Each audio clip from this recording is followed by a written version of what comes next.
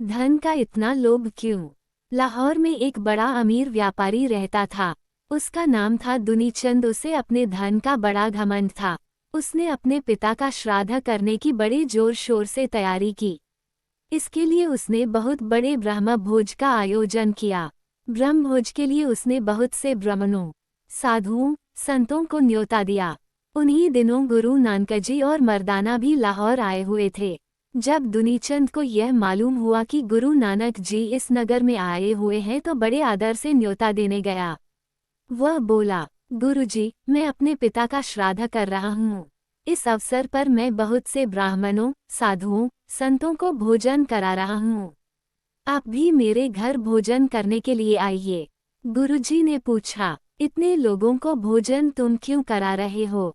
दुनीचंद ने कहा, गुरुजी, पुरोहित लोग कहते हैं कि जो पुण्य दान मैं यहाँ करूँगा वह परलोक में बैठे मेरे पितरों को मिलेगा।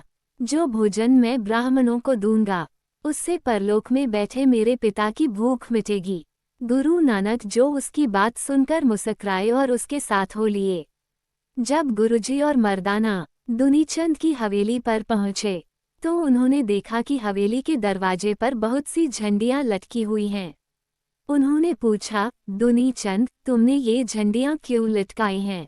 दुनीचंद ने बड़े गर्व से उत्तर दिया, गुरुजी, ये झंडियाँ मेरी दौलत की सूचना देती है।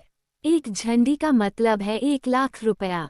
जितनी झंडियाँ यहाँ लटक रही हैं उतने लाख की संपत्ति मेरे पास है। उसकी बात सुनकर गुरुजी फिर मुस्कुराए।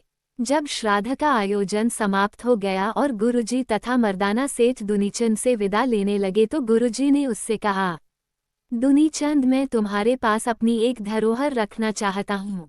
मैं तुम्हें अपनी एक सुई देता हूँ। यह मुझे बहुत प्रिय है। इसे तुम अपने पास संभाल कर रख लो। जब तुम और मैं परलोक पहुँच जाएंगे तो वहाँ मैं ये सुई तुमसे वापस ले लूँगा। उनकी बात सुनकर दुनीचंद बड़ा चकराया। वह सोचने लगा, परलोक में तो साथ में कुछ भी नहीं जाता, फिर यह सुई मैं कैसे ले लाऊंगा? वह बोला, गुरुजी, आपकी बात मेरी समझ में नहीं आई। जब मैं मरूंगा तो मेरी देह भी चिता में जल जाएगी। मेरी आत्मा के सिवा परलोक में कुछ भी नहीं जाएगा। फिर आपकी सुई भला मैं कैसे वहां ले जाऊंगा?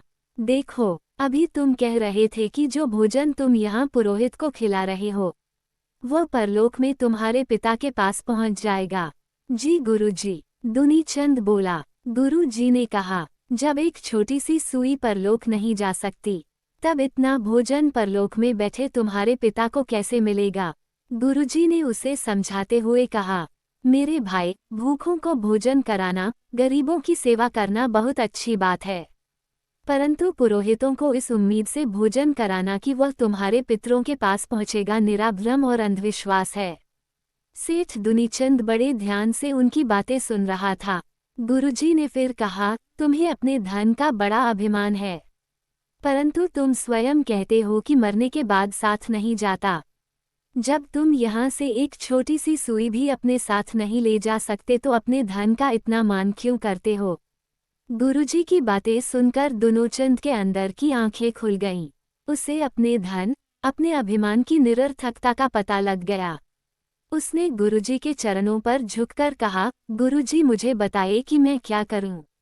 अपने धन का सदुपयोग करो, इससे निर्धनों की सहायता करो, इसे लोक कल्याण के कामों में लगाओ। दुनीचंद ने ऐसा ही किया।